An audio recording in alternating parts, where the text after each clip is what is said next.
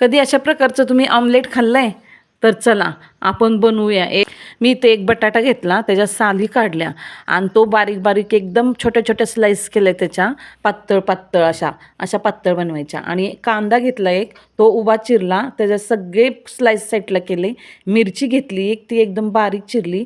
नंतर पॅनमध्ये बटाटा थोडं तेल लावलं पॅनला, बटाटा टाकला, त्याच्यावर मी मीठ टाकलं, थोडं मॅगी मसाला थोडा घातला आणि ते सगळं व्यवस्थित एकसारखं परतून घेतलं. आता मी ना इथे 3 अंडी घेतलेत. ती अंडी आपल्याला फोडायची आणि त्यातला जो पिवळा भाग आहे ना, तो साईडला काढून ठेवायचा वाटीत.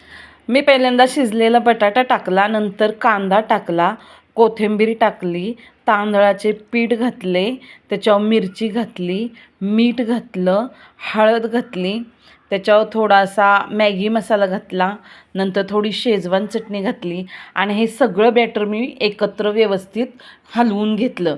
नंतर पॅनला तेल लावलं आणि त्याच्यावर ते बॅटर गोल आकारात पसरवून घेतलं. त्याच्यावर नंतर मिठाच्या पाण्यात उकडलेल्या मॅगी घातल्या, कढणी पसरवल्या, मधी पिवळा भाग टाकला, त्याच्यावर परत कढईत थोडा थोडा मॅगी मसाला टाकला, थोडेसे मीठ टाकले, नंतर मध्ये थोडीशी शेजवान चटणी टाकली आणि कोथिंबीर पसरवली आणि याला आहे ना मंद आचेवर मस्त अशी एक वाफ घेतली.